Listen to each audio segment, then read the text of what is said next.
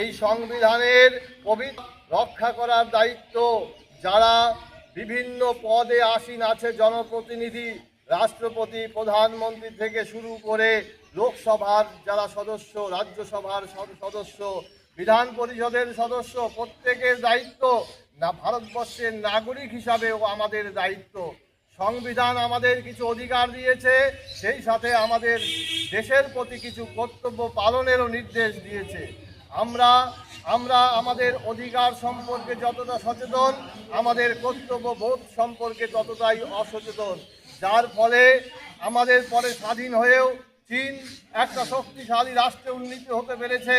ভারতবর্ষ এখনো পিছিয়ে আছে, তবে ভারতবর্ষ ভারত গুরু হওয়ার লক্ষ্যে এগিয়ে যাচ্ছে, যার জন্য জনগণের সার্বিক প্রচেষ্টা এবং সর্বত অংশগ্রহণ, সহযোগিতা এবং কর্তব্যবোধ সম্পর্কে সচেতনতা একান্ত প্রয়োজন।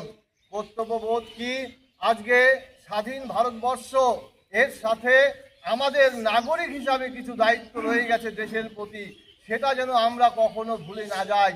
আমরা আমাদের পরিবার, আমাদের সমাজের প্রতি আমরা দায়িত্ব সম্পন্ন, আমাদের বিদ্যালয় প্রতিষ্ঠানের প্রতি আমরা দায়িত্ব সম্পন্ন। এই দায়িত্ব আরো বৃহত্তর রাষ্ট্রের ক্ষেত্রেও প্রযোজ্য। যদি আমরা এটা করতে পারি, অবশ্যই ভারতবর্ষ সারা বিশ্বে তার গৌরবান্বিত আসনে অধিষ্ঠিত হবে। শুধু সময়ের অপেক্ষা।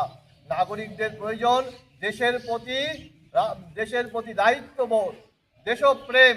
আজকে এটার সাথে যদি কেউ আপোষ করে, তাহলে সেই দেশ কখনো এগিয়ে যেতে পারবে না। এটা আমাদের মাথায় রাখতে হবে। রাষ্ট্রপ্রেম, দেশাত্মবোধ, নাগরিক হিসাবে আমাদের আর যা যা কর্তব্য আছে সেগুলো পালন করা। ভারতবর্ষে থাকবো, ভারতবর্ষের জয়গান করব, ভারতবর্ষের নাগরিকদের অধিকার সুপ্রতিষ্ঠিত করার জন্যে আমরা সচেষ্ট থাকব। আমরা ভারতবর্ষে থাকব, ভারতবর্ষের গদ্দারি করব, ভারতবর্ষের শত্রুতা করব। গণতান্ত্রিক ভারতবর্ষ, প্রজাতান্ত্রিক ভারতবর্ষ এই দিক নির্দেশ আমাদের দেয় না। আজকে জাপানের মতো ছোট্ট দেশ, দেশপ্রেম, স্বাভিমানতার জোরে তারা এগিয়ে গেছে। একই বোধ আমাদের মধ্যে আসা উচিত। আমরা বুক ফুলিয়ে বলবো, বন্দে মাতরম, বন্দে মাতরম, ভারতের সংবিধান কি, ভারতের সংবিধান কি, বন্দে মাতরম, বন্দে মাতরম, বন্দে মাতরম, বন্দে মাতরম। জয় হিন্দ, জয় হিন্দ, জয় হিন্দ, জয় হিন্দ।